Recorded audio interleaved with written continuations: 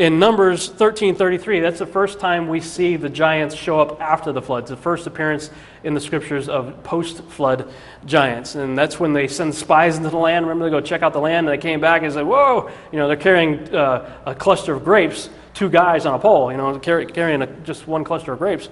So even the grapes are big.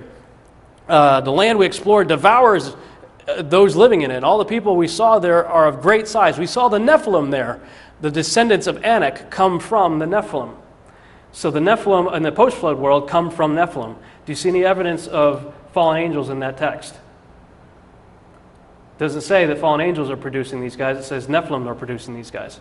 We'll talk about that in the next session. Yet I destroyed the Amorites. This is the scripture I talked about before, Amos chapter 2. I destroyed the Amorites who were descendants of Canaan. All right? Before them, though they were tall as cedars. I don't think God's in the habit of telling tall tales, fish tales. I think when he describes somebody as tall as a cedar tree, he was probably standing next to a cedar tree. Same height. Cedar trees, by the way, start at 35 feet and go as high as 150 feet. That's why I put the Amorite question mark, 150 feet. The cedars of Lebanon, they can get very, very tall. Again, in the post-flood scenario, all you see is giants, but you don't see any mention of angels in regard to how they showed up. You see them showing up in one of the sons of Noah, Ham. And I've kind of highlighted Ham right there, because if we look at his children, he had 4 sons, Canaan, Mitzrayim, Put, and Cush. And as you start looking at through these lineages, you start seeing giants in them. Obviously Canaan, the whole land of Canaan was full of giants, and the Israelites were always having to deal with them, right? All the ites. Joshua and his boys had to take out, and David and his boys took out later, Goliath and whatnot. So you got lots of giants in Canaan. Mitzrayim is Egypt. Mitzrayim had a son by the name of Caphtor. Caphtor is mentioned in Genesis, Jeremiah, and Amos as being the father of the Philistines. Well, we know of at least 5 giants that came from the Philistines, right? Goliath and his 4 brothers. So apparently Caphtor was a giant, had Nephilim's seed within his loins, so to speak. Caphtor settled the island of Crete. Well, the interesting thing about that is all of the Greek gods originated in Crete. All the Greek gods come from Crete. Mitzrayim's son Caphtor settled Crete. Put, there's really no evidence that I could find of giants in Put's lineage. Put is Libya. Cush had a very interesting son by the name of Nimrod that I suspect was also a giant, and we'll talk about that in a second. I didn't really think there was any evidence in any of the other sons. There's definitely no evidence of Nephilim seed in Shem, because the Messiah came through that line, and the Messiah's seed had to be pure. However, in Japheth's line, recently I discovered what I think is evidence of some giants in 2 characters that we're going to be familiar with in the end times, called Gog and Magog. Gog and Magog are sons of Japheth. Now, in the United Kingdom, they have a celebration every year called a Lord Mayor Parade. And they march these 2 huge statues in the parade, and they're named Gog and Magog. And as you trace the background and history of that, they are apparently 2 giants that settled the British Islands way, way back in ancient times. Well, Gog and Magog, one of the most familiar sights at any Lord Mayor show for many, many years. Traditional guardians of the City of London, they've been carried at the Lord Mayor show since 1554. So there may be evidence that there were giants in Japheth's line as well. What I find interesting about that is Lucifer is outnumbered 2 to 1, right? He took 1/3 of the angels with him, so there's 2/3 of the good angels and 1/3 of the bad angels. In this scenario, if it's true that Japheth also had corrupted serpent seed, then it seems like the tables are turned a little bit in terms of man. 1/3 good, 2/3 corrupt. So you see kind of a reversal right there going on, possibly. The table of nations in Genesis chapter 10, men begin to reproduce, and Genesis chapter 10 gives you the sons of Japheth and Ham and Shem, and they come up to about 70. Okay, so you got 70 people produced essentially from 4 couples. You got Noah and his wife, and you got the 3 sons and their 3 wives. Together they produced 70 people, and presumably about 100 years or so, because as you turn the page to chapter 11, you see the whole earth was of one language. Well, we just showed you the whole earth, post-flood, about 100 years, 150 years after the flood, the whole earth consisted of, 70 people. On the high side, possibly, because it's only given the male people in the lineage there, possibly there could be a few hundred, but definitely under 1,000 people by that time, I believe. And they all gathered together. They're all of one language. They went to the plains of Shinar, and they hung out with a guy by the name of Nimrod, who decided to build a tower whose top may reach into heaven. Well, first thing we should note is that the tower was built in a valley, so they clearly weren't concerned with height. God doesn't seem to be concerned with height either. He didn't freak out when we built the World Trade Centers or the Empire State Building or anything. So what was going on with the Tower of Babel? I believe it was actually an interdimensional portal that they were trying to create, because it says they were trying to reach into heaven. And apparently whatever they were trying to do, God said, he looked down and says, now nothing that they imagine to do will be restrained from them, and decides to go down and confound their languages. Okay? So whatever they're trying to do apparently was at least possible. And if you look at the extra-biblical texts that the Jews were very familiar with, they say that Nimrod had essentially divided the people up into 3 camps. And the 3 camps, basically, in a nutshell, their intention was to make war with God, conquer heaven, kill God, and set up their own gods in the Holy of Holies in heaven. That was their plan. And at least in theory, it possibly may have been possible. So God decided to mess up their plans. And he divided the nations up into 70 people groups. There were 70 languages that went out. And Nimrod here says, began to become a mighty one in the earth. The phrase mighty one is a very interesting Hebrew word. It's Gabor, Gaborim. I believe you have to interpret that in context with whatever's being said around it, because it could mean, just like it says, mighty one. David had his mighty men. I don't believe David's mighty men were giants or Nephilim, because they were busy killing giants and Nephilim, and they were on the good side, you know.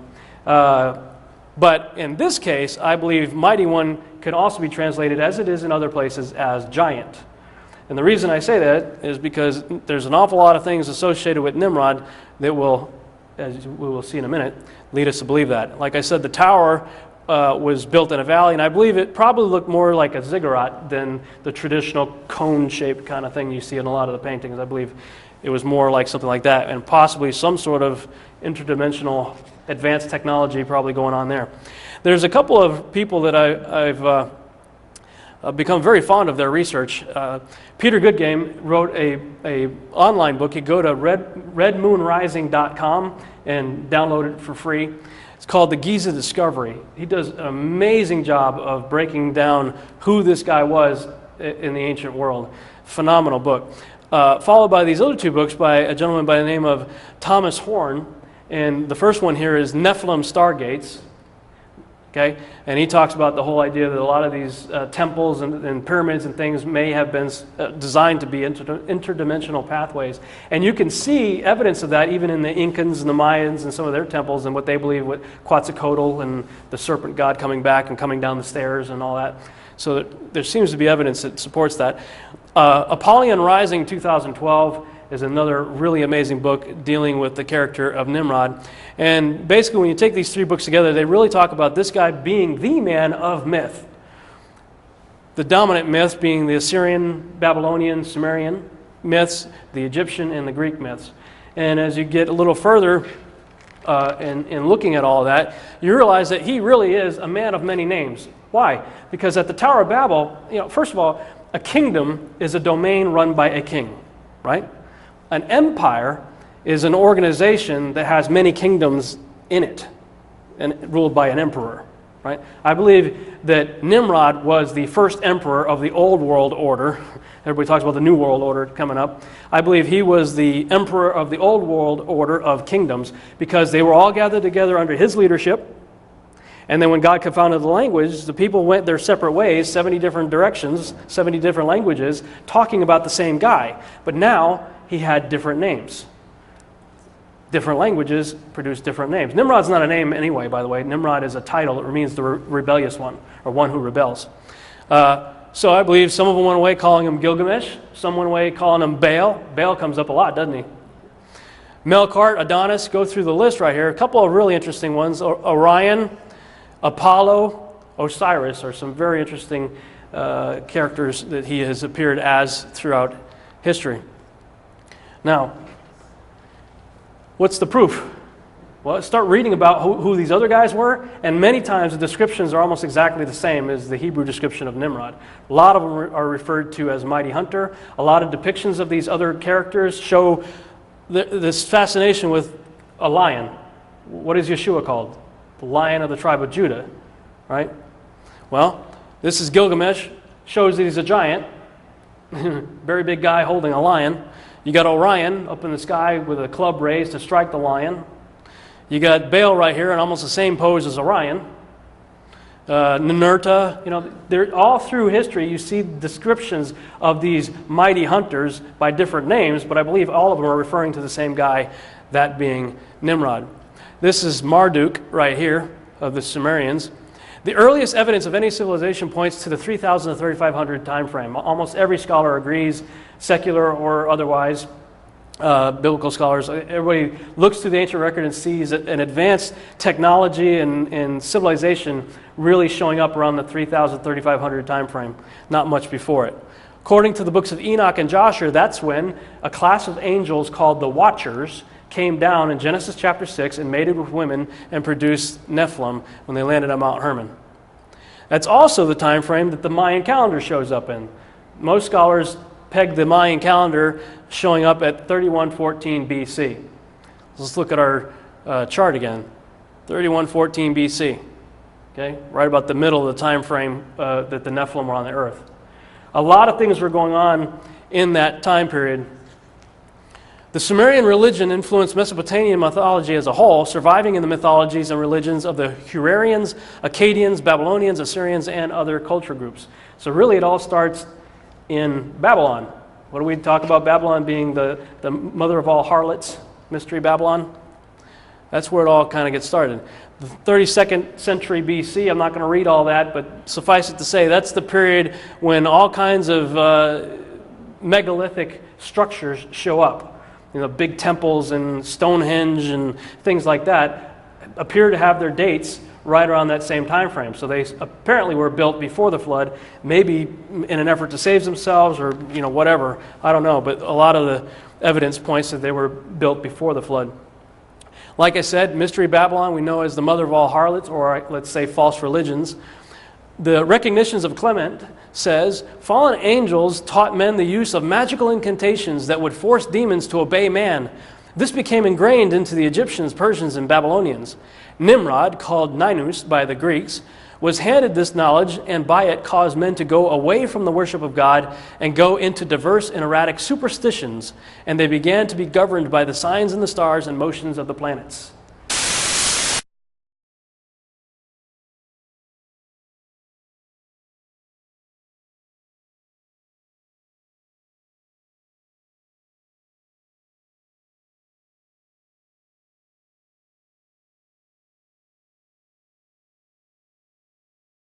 Now, I want to talk a little bit about the signs in God's plan. We would call these signs the zodiac, and the Hebrews would call it the Metzeroth. So let's take a look at this. Psalm 19 is one of several places that deserves some very special attention here. Psalm 19, the heavens declare the glory of God, and the firmament showeth his handiwork. Now, as a teenager, I used to enjoy this psalm, and I took for granted that what it's talking about is the creation. The heavens declare the glory of God, and the firmament shows his handiwork. And indeed it does, don't misunderstand me. But then it goes on and says some other things. It says, day unto day uttereth speech. Really? You don't mean acoustic speech, certainly. That's empty space. Day unto day uttereth speech, and night unto night showeth knowledge. There is no speech nor language where their voice is not heard.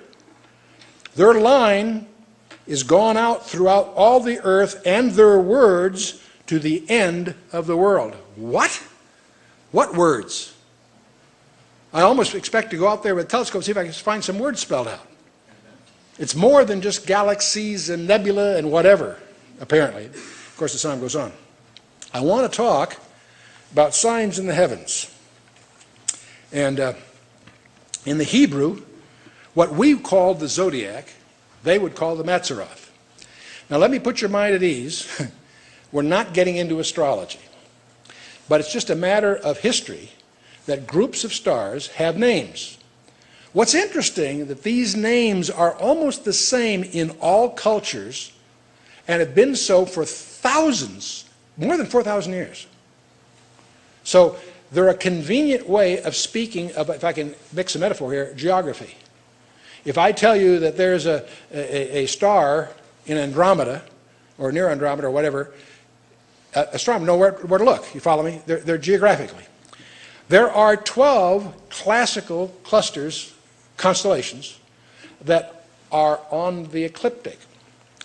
If we take the Earth and extend its equator, you've got a celestial equator.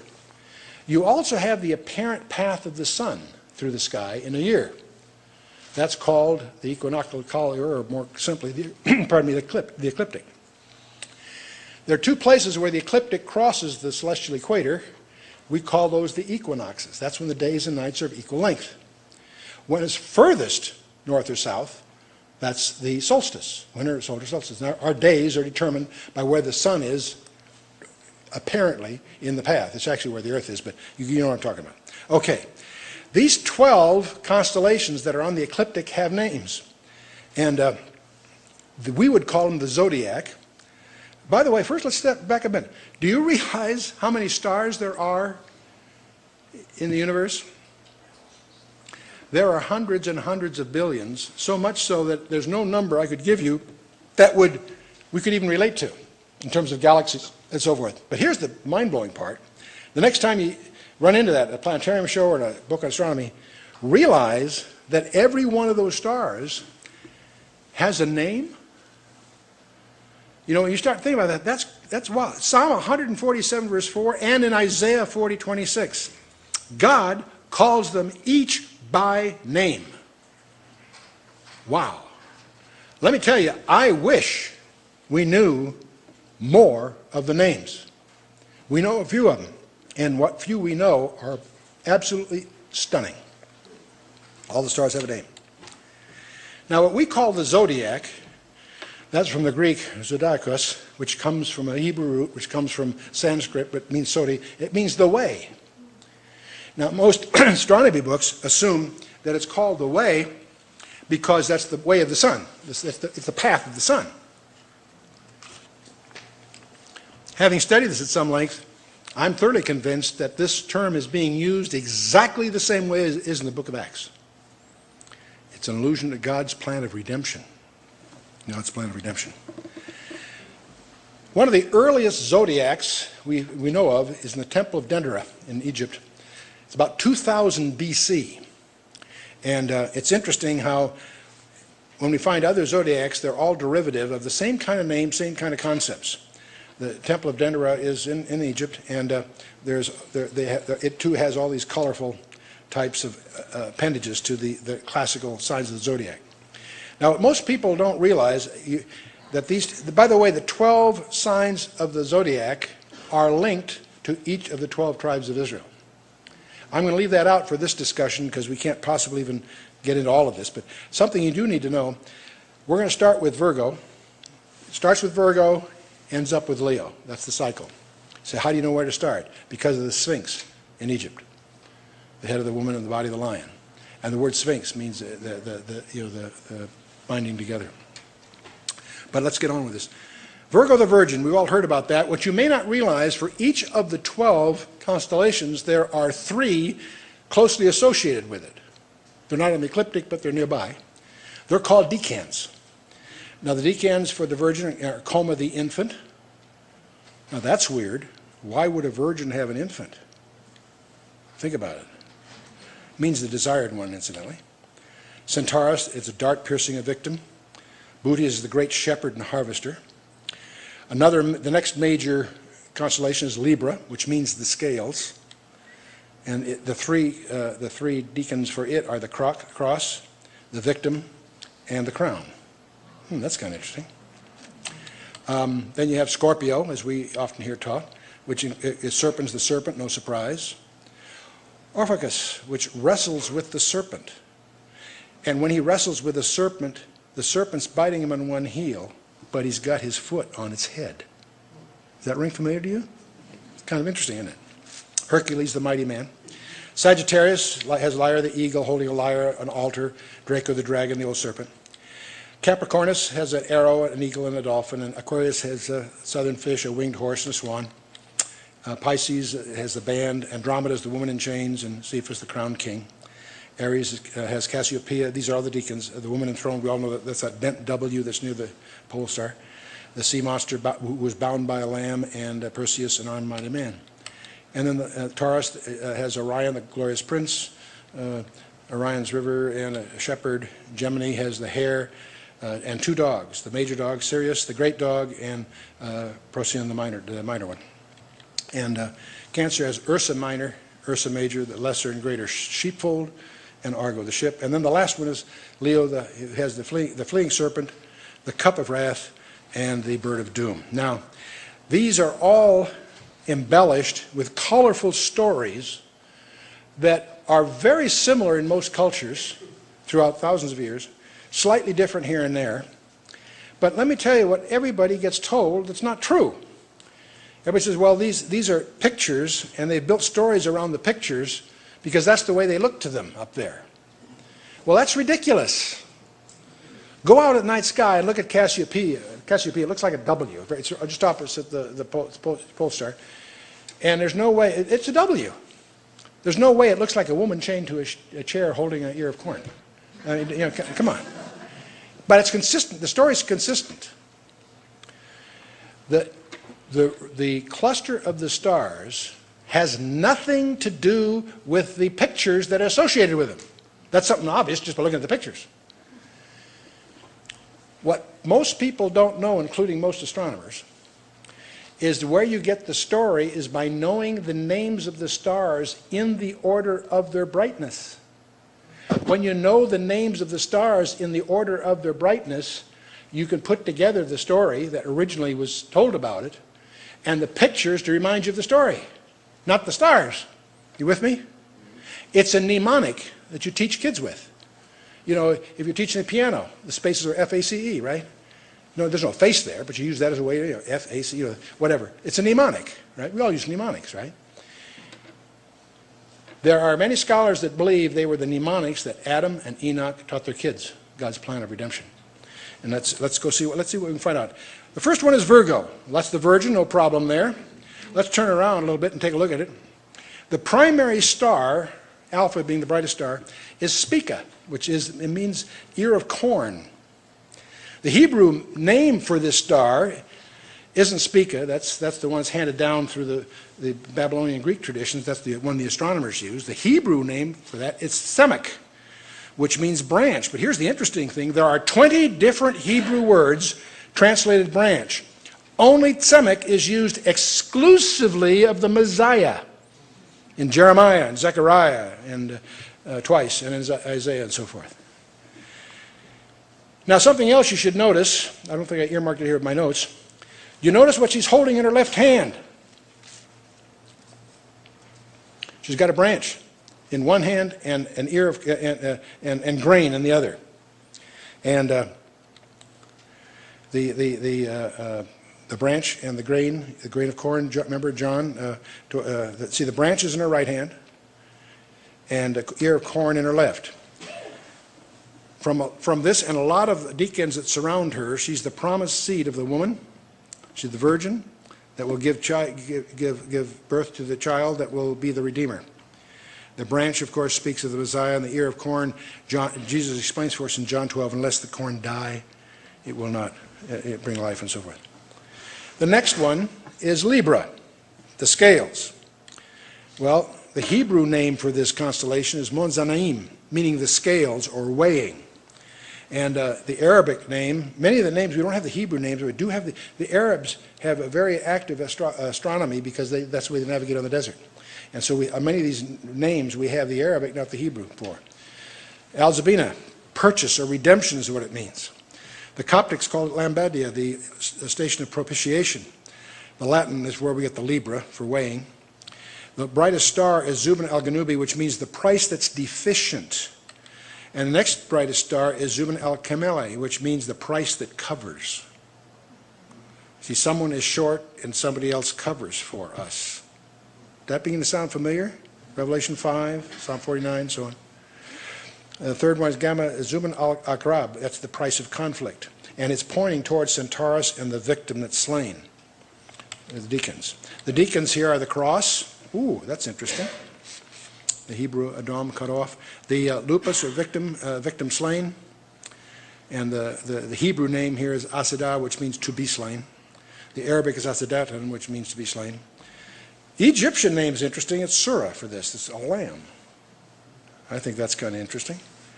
And then the crown is the other deacon that's associated with the Libra, the crown that's bestowed. And the Hebrew name for it is Atara, the royal crown. And we could go on and on with this. I won't. I'll show you one I think is really interesting. And this is the one where the wrestler is wrestling with a serpent, and his one foot is being bitten by the serpent, and the other foot is on Scorpio's head. So I think that's kind of fun. And this all climaxes at the end with Leo, the lion. And the Hebrew name is Ariah, the lion. And of course, this lion is associated with the tribe of Judah. It's a tribal standard. It's interesting that the brightest star there is Regulus in this constellation, which is treading underfoot. Deneb is the judge cometh. Deneb Alisad is the judge shall reign. And the deacons associated with him are the fleeing serpent, the cup of wrath, or cup of fire, Corvus the raven. So these are the constellations that we see.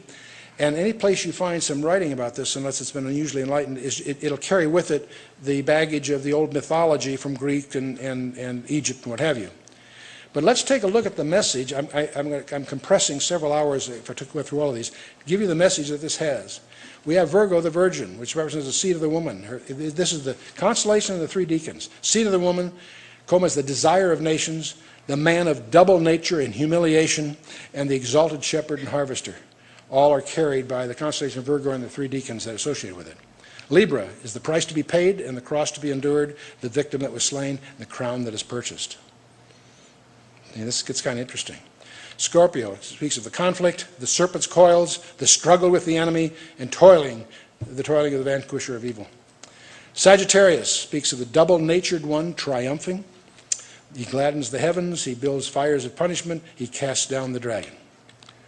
Capricornus, life out of death, the arrow of God, pierced and failing, springing up again in abundant life. Aquarius, the life waters from on high, drinking in the heavenly food, carrying the good news, bearing aloft the cross over all the earth. You got the Southern Cross in here too. I won't get to that here. Pisces has the multiplication of the Redeemer's people, upheld and governed by the Lamb, intended bride bound and exposed, the bridegroom exalted. Aries has the Lamb found worthy, the bride released and be making ready, Satan bound, and the breaker triumphing. Taurus, the invincible rulers come, the sublime vanquisher, the river of judgment, the all-ruling shepherd. Gemini has the marriage of the Lamb, the enemy trodden down, the prince coming in glory, and his princely following. You get to what we call Cancer, the possession secured. It speaks of two folds, the lesser fold, the church of the firstborn, and the greater fold, Israel, sevenfolding into an everlasting kingdom. And the final one, of course, is Leo the lion, the king rending, the serpent fleeing, the bowl of wrath upon him, his carcass devoured. Now, the classic study in this is by E.W. Bullinger, called the Gospel in the Stars. Also, J.A. Seiss, before the Civil War, wrote a book on this. They're probably the two most reliable ones. I have about 4 or 5 of them. Most of them are echoes of much of the same thing. Plus, the big trick is to try to get some of the missing names of stars identified. And so, on the one hand, this is quite conjectural and very controversial. There are many Bible teachers think that this is way out in left field. And on the other hand, it's my view that there is enough here that seems for real to respect it. There are many things in here that are still, we're filling in blanks, that we don't really have enough of the names of some of the stars to justify some of the things said. But I wanted to show it to you because of because of this whole business, that the stars were put there for signs. And God's greatest achievement is not the creation. The creation is emphasized in Genesis and in Romans 1 and in Job 38 and so forth, and Isaiah 44 and 45, etc. But you can take a half a dozen passages and that's it. God's greatest achievement, his greatest glory, is not the creation, it's the redemption. See, how do you say that, Chuck? You measure it by two things. First of all, how much space in the Bible is devoted to the subject? Well, the creation has a chapter or two in Genesis, a chapter and two in Job, and a chapter or two in Isaiah, and that's largely it. The redemption, whole book of Genesis, certainly the book of Exodus, where they're redeemed out of Egypt, certainly Leviticus, the Torah is all about it. And you go through the historical books, is the whole idea of Israel's ultimate redemption. Certainly the prophets, certainly the Gospels, certainly the epistles. Revelation is what's the Revelation all about? The climax of God's plan of redemption. There's another way you can measure how important it is, and that is, what did it cost God? What did it cost God to create the universe? 6 days. Breathed out of his nostrils, as the scripture would put it. What did his redemption cost him? It cost him his son. And there are aspects of that that are permanent, forever.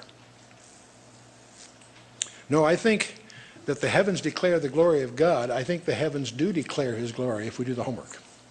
And tragically, so much of this has been lost through the mythology. It's going to get lost primarily because of what happens in Genesis chapter 11, and we'll touch upon it when we get there.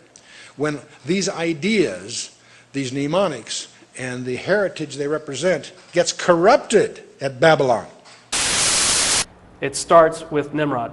It starts in Babylon. The Sumerians had a very complicated family tree of gods.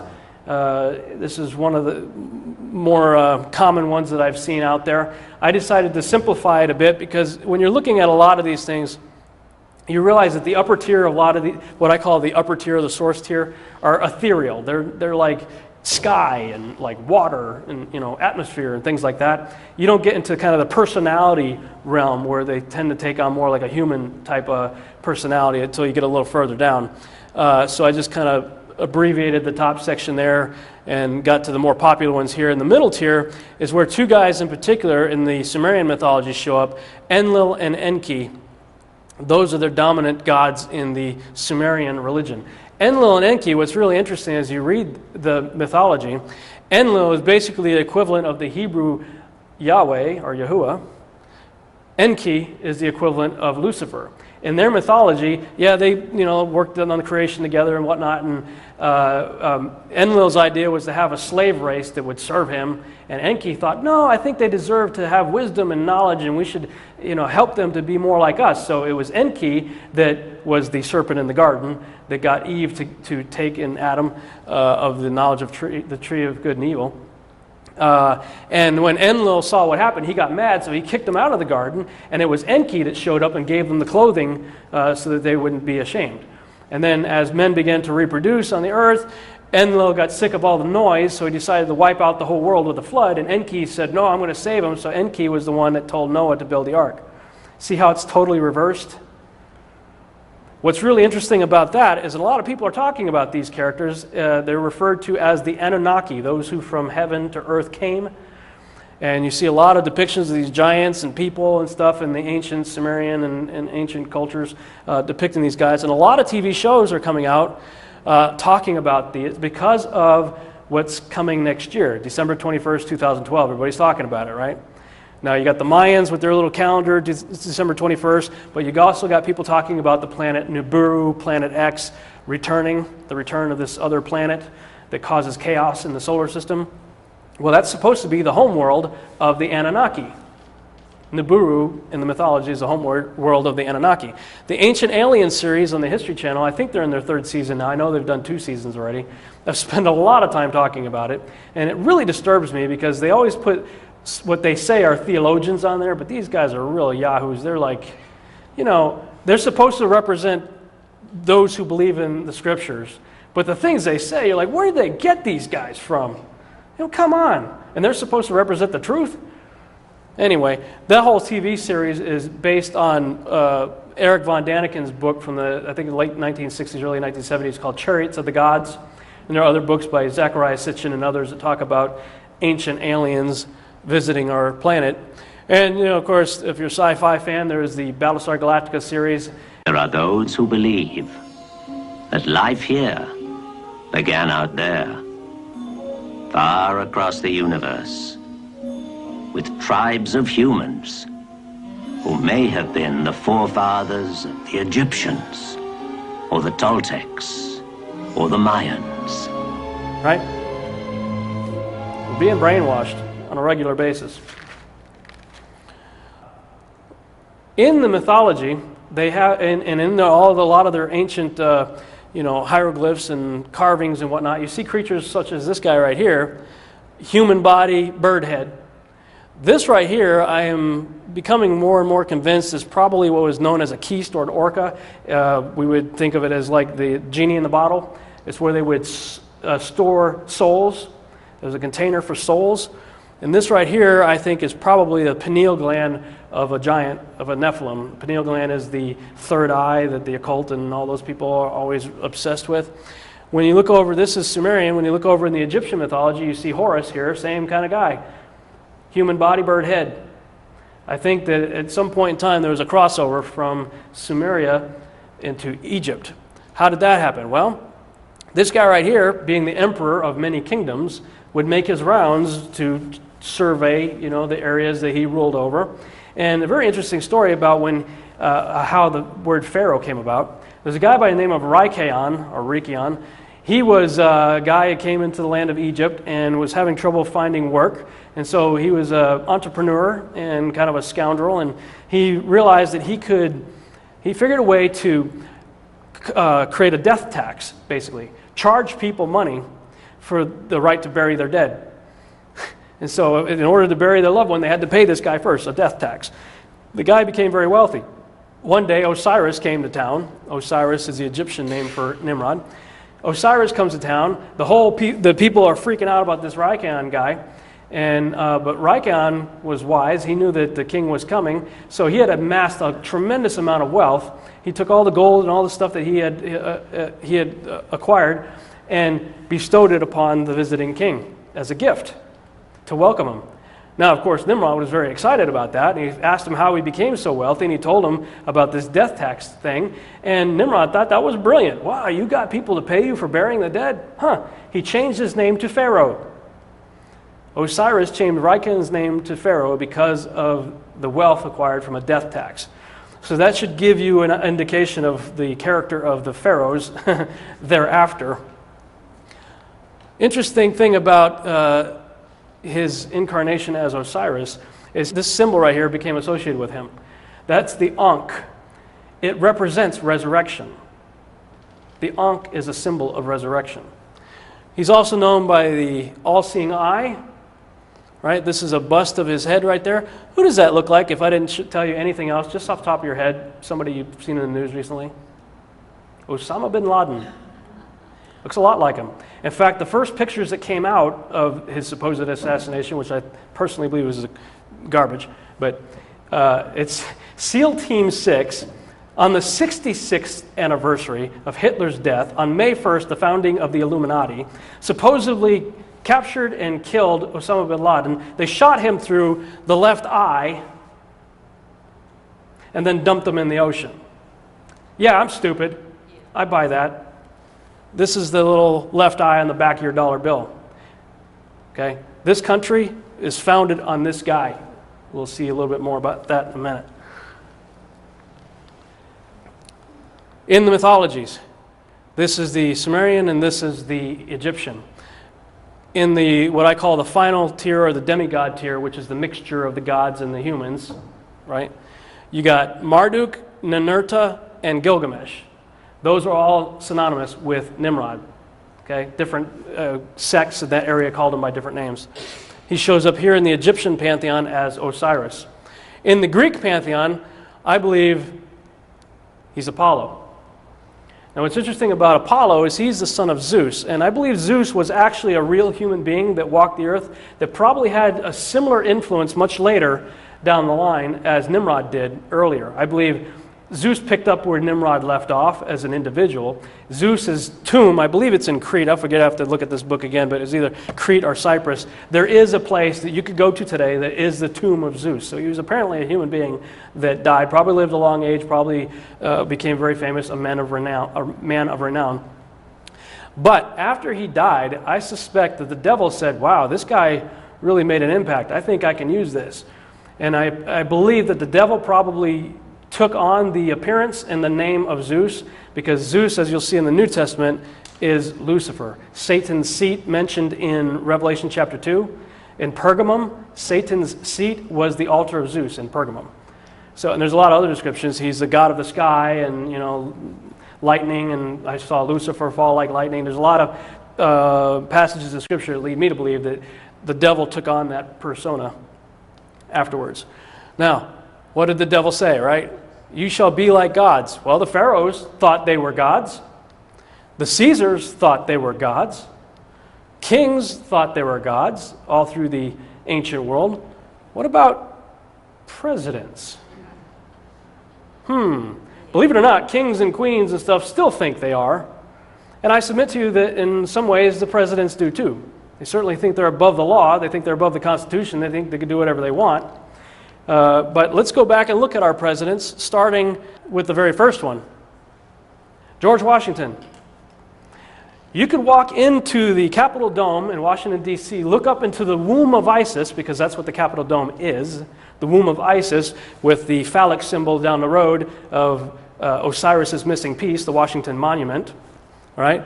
This picture right here is called the apotheosis of George Washington. Look up in the Capitol Dome, and that's what you're going to see. Surrounded by 72, which is a high occult number, pentagrams, which are known as binding pentagrams.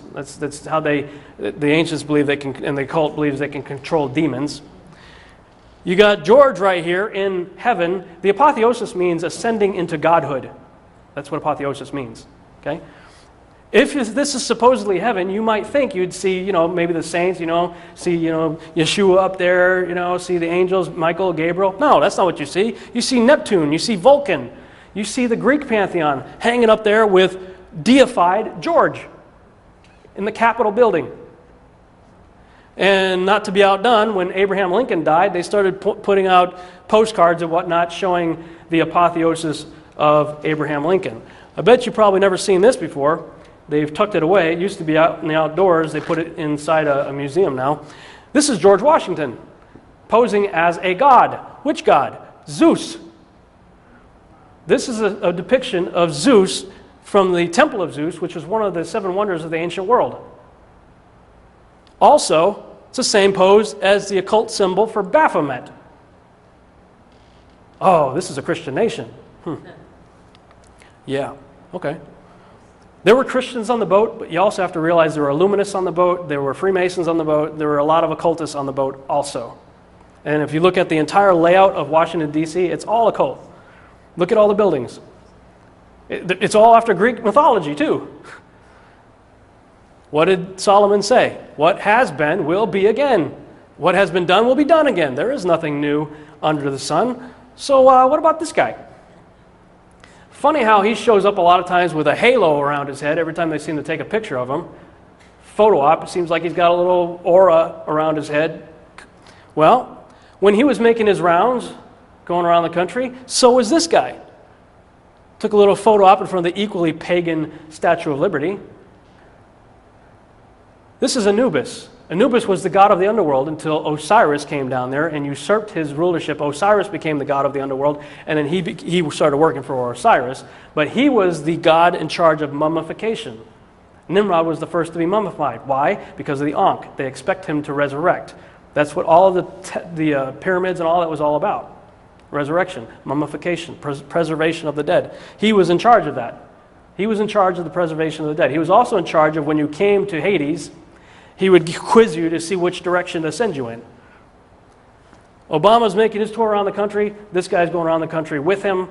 He parks in the Denver International Airport, which is an extremely occult facility. It'll take too much to talk about that. But when he was in Germany, he was fascinated by, this is the seat of Satan that was mentioned in Revelation chapter 2, that was the altar of Zeus.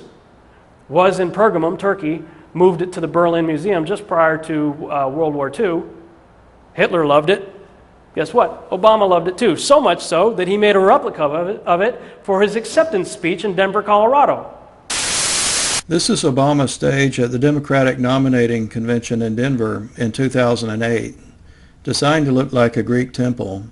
It's strange enough that Obama made a temple his stage, a place of worship, but Obama's nomination temple appears to be modeled after the Pergamon altar, a special place. This is a Pergamon altar which is on display at the Pergamon Museum in Berlin, Germany, only a few hundred yards from the place where Obama gave a speech a couple of months before the convention. The Pergamon altar is special because it is mentioned in the biblical book of Revelation and is called in Revelation the seat or throne of Satan. The Greek god Zeus and pagan idols were worshipped at Pergamon. However, more importantly, Caesar Augustus, the ruler of Rome, was worshipped as a god at Pergamon. An early Christian named Antipas was sacrificed there because he refused to worship the pagan gods of Pergamon. Antipas was burned alive at this altar inside a hollow bronze bull. Hitler's architect, Albert Speer, also modeled the tribune at the Zeppelin field in Nuremberg after the Pergamon altar. This fact is mentioned in the documentary film The Architecture of Doom. This is the Zeppelin field at Nuremberg, one of the sites where Hitler had his National Reichstag rallies. Hitler also sacrificed 10 million Christians as well as Jews by gassing and burning them to death. Obama's temple looks even more like the Pergamon altar than Hitler's did. Obama is the most prominent follower of the radical anarchist Saul Alinsky. Alinsky dedicated his book, Rules for Radicals, to Lucifer. It is a textbook for revolutionary radical activists, and Lucifer was the first revolutionary, as Alinsky points out. Black liberation theology teaches that the black race is the manifestation of God on earth, and that a black Messiah will lead the destruction of white society, the traditional Christian church, and America as we have known it. That man is God is a Luciferian concept. You may recall from the Bible, Lucifer was cast out of heaven because he wanted to be on a higher level than God. The self-worship of man can be considered a form of Satanism. This is actually the kind of belief that the Nazis had, that the Aryan race is God, and that Adolf Hitler was the Messiah. The stage design is unlikely to be accidental because there have been so many references by his own supporters to Obama being the Messiah or a god, and the doctrine of his own church actually teaches that concept. It seems more likely to be a provocation. Obama loves for his opponents to call him the antichrist because he can use it to make them look hysterical and to motivate his supporters. But I think it's also a play on his own religious belief. Because they can't normally say it openly in public, occultists have used ambiguous symbolism like this for hundreds of years to hint to others what their beliefs are. Saul Alinsky tied his book to Lucifer because he realized that he is using the same principles. It seems that Obama is pointing to his own relationship to Lucifer with what appears to be the dedication of his campaign to the great deceiver. Obama gave his acceptance speech in front of a replica of the seat of Satan in Denver, Colorado, beside Anubis. While he was in Egypt in 2009, all the vendors in Cairo had made these metal plaques to sell, calling Obama the new Tutankhamun of the world.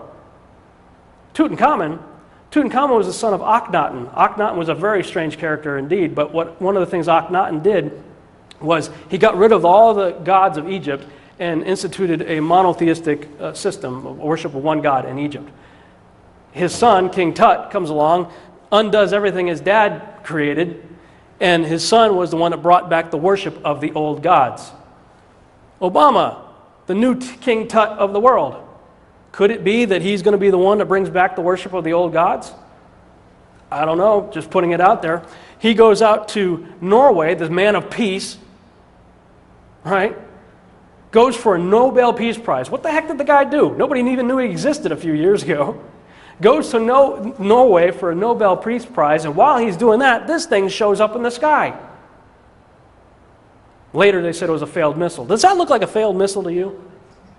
Come on. That's like the weather balloons back in the 50s. You know, every UFO was a weather balloon. Now it's failed missiles. What does all this have to do with this guy right here? What does it have to do with this right here and the whole idea of we come in peace always, as Anna would say, those of you who have ever watched the TV series V? Well, who is the Antichrist? There's several descriptions throughout Scripture to help us out. I personally believe that because Yeshua says it's going to be a day like never before, like has never been and never will be again. It's going to be one heck of a time, right? Do you really think that God is going to leave us hanging concerning the details of the most significant time in history that we're going to have to be concerned with? I don't think so. I believe God tells us exactly who the Antichrist is in Scripture. Several descriptions. The Old Testament uses the phrase the Assyrian. Okay, I didn't put that one up here, but that one's a phrase that's used repeatedly about the end times tyrant, the phrase the Assyrian. He is the one who was and is not and yet shall be. If you read the book of Revelation, it starts off with talking about Yeshua repeatedly as the one who what? Was and is to come. As soon as you start talking about the beast, it changes to the one who was and is not and yet shall be. Interesting. Antichrist is empowered by Satan. He recovers from a mortal head wound. He is called the beast. The beast had, or has, 7 heads. Associated with the desert and secret chambers, the whole world worships him. He sets himself up as king of the New World Order. He thinks of himself as God. He wages war against God. His number is 666. He will be cast alive into the lake of fire. Those are several descriptions that we can look at. Let's go a little bit further. I believe the answer can be found in these 4 scriptures right here. There are many others, but these 4 really knock a home run, I believe. Revelation chapter 17 describes the Antichrist as having 7 heads. The beast that you saw was and is not and will ascend out of the bottomless pit. Where is he coming from? He's coming from the bottomless pit, okay? And he'll go into perdition. And those who dwell on the earth will marvel, whose names are not written in the book of life from the foundation of the world, when they see the beast that was and is not and yet is. Here is the mind which has wisdom. In other words, pay attention. Guys, think about this a little bit. The 7 heads are 7 mountains on which the woman sits. There are also 7 kings. 5 have fallen, 1 is, the other has not yet come, and when he comes, he must continue for a short time. The beast that was and is not is himself also the 8th and is of the 7. Okay, so the beast is of the 7 and goes into perdition. Who are the 7? This is a list that I got from Peter Goodgame's book, The Keys of Discovery. As I started doing my own research, I agree with his list. He believes, as I do, that the 7 heads of the beast, the 7 antichrists that are mentioned there, antichrist-like characters, I believe are these guys right here. Nimrod tried to create a one-world system without God, tried to kill God. Fits the description pretty good. Pharaoh thought himself as a god, tried to kill God's people. Fits the description pretty good. Sennacherib, same thing. Thought himself a god, tried to kill the people. That's when the angel of the Lord came, wiped out like 700,000 in one night, I think it was. He went home totally defeated, and his sons killed him. King of Tyre, described as a man, and as in the middle of the description starts talking about him as Lucifer in the scripture. So clearly this guy had some association with the devil. Antiochus Epiphanes is a character that showed up, I think it was about 125 or so BC, set up an altar of Zeus in the temple and offered a pig, what we might consider possibly the abomination of desolation, or a foreshadowing of it. I believe he fits that description as, I believe those are the 5 that have fallen that John was writing about. Then he says the one who now is depends on when you believe the book of Revelation was written, because that's when he said it was it. It is. Depends if you think it was during the reign of Nero or Domitian, earlier or later date of Revelation. I personally believe in the earlier date of Revelation, which puts it at Nero. Nero was clearly an antichrist character. I mean, he would light people up on fire and have candlelit dinners to the burning Christians. Definitely fits the description. And the one who shall come and reign for a short time, I believe, arguably has to be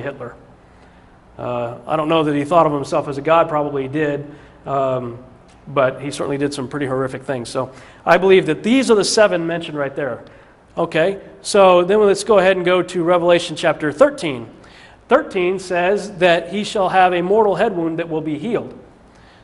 And I saw one of the heads as if it had been mortally wounded, and his deadly wound was healed. All right, so let's look at the list. Who had a mortal head wound? Well, Nimrod, the ancient texts say, was killed by Esau, which is a very cool story. I don't have time to go into it right now, but we can maybe talk about it later. But essentially, Esau cut his head off. And it gives a lot more meaning to the whole passage where he says, give me some bowl of beans, I'll give you my birthright. What do I care lest I die? Give me some food. He had just killed the king of the world right before that. So he clearly had a mortal head wound. Nero is believed to have stabbed himself in the throat, so maybe that's a head wound. Hitler supposedly shot himself in the head, although recent forensic evidence shows otherwise. In fact, most people now believe, well, I don't know if most people do, a lot of people believe that he escaped to Antarctica, but again, that's another story. So for the sake of argument, we got 3 who had a mortal head wound. Right? Revelation chapter 9. His name is Apollyon. Then the 5th angel sounded, and I saw a star fall from heaven to the earth. To him was given the key to the bottomless pit. And he opened the bottomless pit, and smoke arose out of the bottomless pit like the smoke of a great furnace. So the sun and the air were darkened because of the smoke of the pit. Then out of the smoke locusts came upon the earth.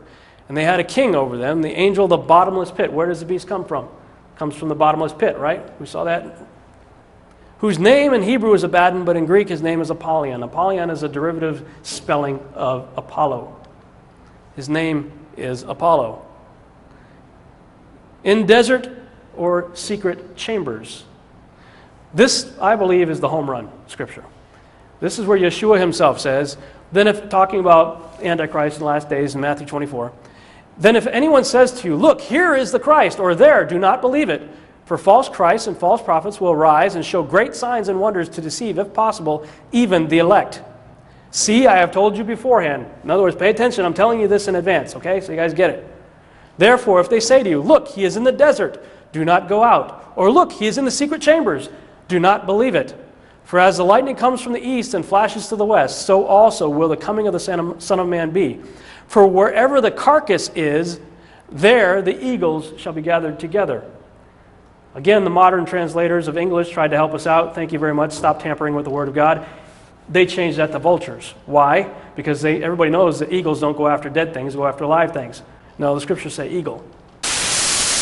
With me is Bachman Nasiri, as he's going to take us behind the curtain to see the golden veil. Well, I'll try to explain this quickly. Okay. What do you see here, Gigi? Oh, okay. It's a pyramid. It's a pyramid. With a ring in it. 7 billion people lie at the bottom of the pyramid. Okay. The main part of the pyramid is occupied by Freemasons. Freemasons who know nothing about what is at the top, where you will see the all-seeing eye. If you turn a dollar banknote, you will see that. Okay. The all-seeing eye, a small portion of the pyramid at the top is occupied by a secret society that I have explained in my interviews. They are called the Eagles. No, the scriptures say eagle. Now, here's some very interesting things. Remember we told you that the Ankh represents resurrection, symbol of resurrection. What's the symbol most associated with Yeshua, with Jesus? Cross, right? Think Jesus, think cross. Think this guy, cross. What did Yeshua do? He resurrected. What's this guy going to do? 1999, Zahi Hawass, one of the most renowned archaeologists in Egypt, said in 1999, I have found a shaft going down 29 meters vertically right here between the center pyramid and the Sphinx is where they found it. At the bottom, there was a chamber that was filled with water. We have found a burial chamber with 4 pillars. In the middle is a large granite sarcophagus, which I expect to be the grave of Osiris, the god. I have been digging in Egypt's sand for more than 30 years, and up to date, this is the most exciting discovery I have made. This is a rendering of what they found. They went down and they found an area that had like 6 sarcophagus, and then they went down into this, the 7th one was a tunnel that went down into another chamber that was filled with water. The scriptures talk about the Antichrist coming out of water, right? The sea, as they say. This is what they found. This is an artist's rendering of it. They found a moat of water. They pumped the whole thing out. It was full of water, so they pumped all the water out. When they got the water out, this is what they found. There was a moat of water surrounding a square island that had 4 pillars that had ancient writing on it that I would believe are probably instructions for something. In the middle, it was another moat of water with a little island with about a 10-foot sarcophagus that was empty. The empty tomb of Osiris. Okay. 2003, Gilgamesh tomb was found in the desert of Iraq. One of the things they said about Gilgamesh from the Epic of Gilgamesh, who can compare with him in kingliness? Who can say, like Gilgamesh, I am king? What does the scripture say about the Antichrist? Who is like the beast? Who can wage war with the beast? Very similar. By the way, Gilgamesh was said to have been, according to the Epic of Gilgamesh, 2/3 God, 1/3 man. Percentage-wise, 2/3 is what? 66.6%. Just throwing it out there. All right. Our troops went to war. Gilgamesh's tomb was found in April of 2003. We went to war in May. A month later. Kicked out all the archaeologists. First thing our troops did, and you can look this up for yourself, first thing our troops did was raid the Museum of Baghdad. My name is Clemens Weichel. I'm professor of Mesopotamian archaeology at the University of Toronto and curator at the Royal Ontario Museum in Ancient Eastern Art and Archaeology. It's my particular pleasure today to introduce 2 exhibits that are currently on at the ROM: Mesopotamia, Inventing Our World, and Catastrophe. Both shows have a very personal component to me. It was 10 years ago, after the war in Iraq in 2003, that Baghdad's famous National Museum was taken apart by looters. Its halls were emptied, its cabinets were broken into. More than 15,000 artifacts were taken away, of which only half have been retrieved so far. The items taken from the museum in these terrible days included very important pieces, such as the Warka vase, one of the most famous archaeological artifacts ever found in Iraq. But that was only the beginning of a terrible story. In the years since 2003, many of Iraq's famous archaeological sites were looted. Much of the information about Mesopotamia's ancient civilizations, such as the Sumerians, the Assyrians, and the Babylonians, has been lost forever due to these atrocities.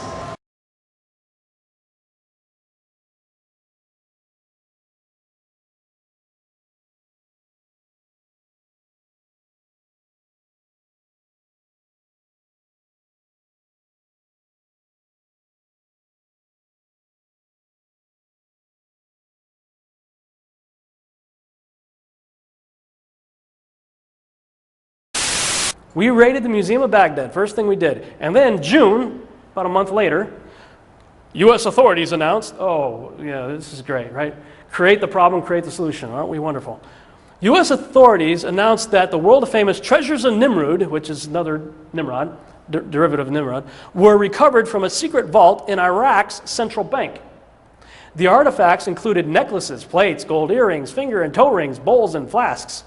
Officials said that of the 170,000 items initially believed missing, just 3,000 remain unaccounted for. Yeah, do you think the 3,000 unaccounted for items that we stole from the Museum of Baghdad were toe rings and nose rings? I don't think so. I think we took some pretty significant artifacts. And of those 47 were main exhibit artifacts. Okay, first thing we did, raid the Museum of Baghdad a month after we found Gilgamesh. What did Yeshua said? What did he say? If they say he's in the desert, don't go there. Gilgamesh found in the desert. They say he's in the secret chambers, don't believe them. December 21st, last year, 2010. My wife and I are late nighters. We stay up late at night, and a lot of times we go out for a walk, like 2 o'clock in the morning. And we were out December 21st, the winter solstice. Everybody's talking about December 21st, 2012. Well, December 21st, 2010, we were going out for a walk. Looked up in the sky at about 2:22 in the morning, and I saw the moon going into a full lunar eclipse for 72. Remember that number? 72? 72 demons and pentagrams and all that. 72 minutes, the moon went into a blood-red lunar eclipse, floating over the shoulders of Orion, who is also Nimrod. Nimrod lost his head to Esau's sword, right? I looked up and I saw a decapitated blood-red head, looked like, floating over the shoulders of Orion at 2:22 in the morning. Oh, by the way, 2:22 in the morning Central Standard Time is 3:22 in the morning Eastern Standard Time. 322 is the coveted number of the Skull and Bone Society, of which both Bush family, but the whole Bush family, has been strongly associated with, as was Kerry. 2 Illuminist, 322. What's that? A skull? A decapitated head on top of a pile of bones? 322. What was happening in Iraq at that very moment? Iraq had just announced the foundation of its newly formed government. And the entire planet, you could look this up for yourself, shook. The seismographic monitors that check earthquake activity around the world, every one of them went into the black that night. Today is December 21st, Tuesday, 2010 at 6:13 p.m. Central Standard Time. And we are looking at the live internet seismic server, which is still recording a gigantic earth movement at all stations around the world. Now, this began last night at approximately 1 to 2 hours before the eclipse. And originally, I thought this may be a signature from the Iran earthquake that happened yesterday, which was a 6.5 on the Richter. However, it continued all night and into today with a crescendo in Japan of a 7.4. And now, as of, and I'll just click on any one of these, I mean, all shaking through the roof, but we'll just click on Norway's, let's say. And as of 23:47 Greenwich Mean Time, we still have a gigantic disturbance happening. And this is not the Japan disturbance. This is some other anomaly that is showing up all around the world. I have never seen anything like this in the time that I've looked at this data set. I mean, in Arizona, it's showing just off the chart. The evidence speaks for itself. And you can see the date timestamp, 12/21/2010, 16:49 Mountain Standard Time, which is 23:49 Greenwich Mean Time. So, just to prove that this is not showing up, and are either censoring this data or it's some other kind of anomaly, is the current USGS World Global readout of earthquakes. And within the last hour, we've had a 5.1 aftershock in Japan, which any geologist would be able to tell you. If you want to go back and look at prior data, you can see that a 5.1 does not show up as a huge off-the-chart earthquake all around the world at all the heliographs around the world. What's going on? I don't know. Makes you think, though. Washington, D.C., they have a statue coming out of the ground. It's called the Awakening in Washington, D.C. Shows a god coming up, a bearded god coming up out of the ground. It's called the Awakening. Could that be what we're really doing over there? First of all, let me just say, don't accuse me of not being patriotic. I'm third-generation Army. My dad was in Vietnam. My grandfather was in World War II, and I served during Desert Storm for 8 years. I was not in combat, but I was willing to and volunteered 3 times. I love my country, but I don't agree with everything this country does or that our leaders do. And I'm beginning to believe that the sole purpose of America has been what we're talking about here. It goes all the way back to the founding of this country and all the Illuminati and Freemasonry and all that stuff that's all over Washington, D.C. And things like this. And the fact that every president that we've had has been related to each other. Every single one of them. They all go back to the House of Plantagenet in England. Every single president. Is that a coincidence? What are the odds of every U.S. president being related, except for Martin Van Buren, all related to the same guy? We do not elect our presidents. Anyway, if it's true, then it makes sense when Yeshua said, wherever the carcass is, there the eagles will be gathered together. In the service, when I had my dress uniform on, or even my combat uniform, we were adorned with eagles from the top of our head to the bottom of our feet. Eagles on our buttons, eagles on our badges, eagles on our patches, eagles everywhere. Eagles is also the symbol of almost every world empire going way back. Roman Empire, eagle. American, eagle. They are called the eagles. No, the scriptures say eagle. I believe we are being set up for a great deception that has been set in motion thousands of years ago. And all of it's going to come into play. Will these guys have something to do with bringing this guy back? I don't know. I don't believe these guys are from Orion or from the Pleiades or Arcturus or, I believe this is repackaged Genesis 6 activity. This is fallen angel stuff. I want to show you something, I think that it will encourage you. Regarding Zeus, remember Zeus, we talked about Zeus being the devil.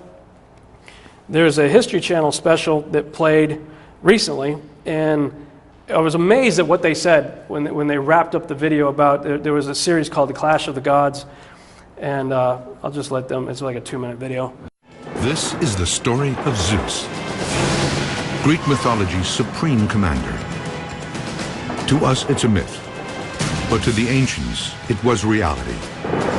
Some Greeks believed Zeus was the one true god, and that nature's worst catastrophes were a sign of his wrath. This is the myth of Zeus.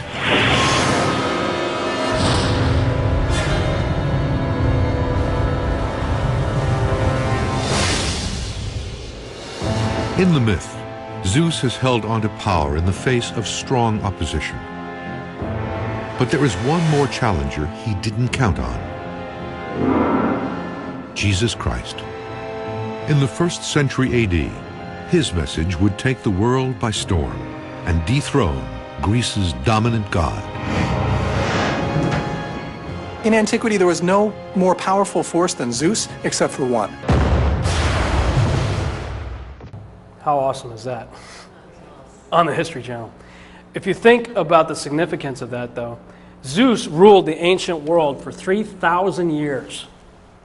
3,000 years. Until a seemingly insignificant individual showed up from Nazareth that completely toppled his regime. When you look into all this stuff, it can become pretty scary. That gets me excited.